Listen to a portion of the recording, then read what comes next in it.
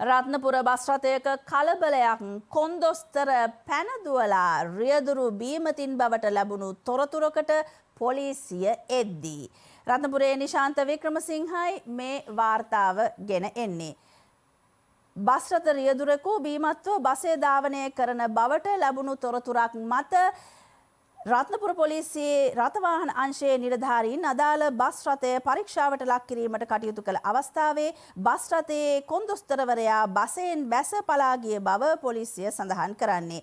රියදුරු බීමත්ව සිට නොමැති බවට අනාවරණය වී තිබෙනවා. රත්නපුර බස් නැවතුම් පොලින් එදින සවස 5:45ට පලාබද්දල දක්වා ධාවනය වන රත්නපුර ලංගම ඩිපෝවේ බස් රථ රියදුරු බීමත්ව රිය ධාවනය කරන බවට පොලිසියට තොරතුරු ලැබිලා තිබෙනවා. ඒ අනුව තමයි බස් එක නවත්තලා රියදුරු පරීක්ෂා කිරීමට පියවර අරගෙන තියෙන්නේ. ඒ අතරතුරේදී බස් රථයේ කොන්දොස්තර පලා ගිහින් තියෙන බවයි සඳහන් කරන්නේ. හැබැයි රියදුරු බීමත්ව ඉඳලා නැහැයි කියලා සඳහන් කොට තිබෙනවා.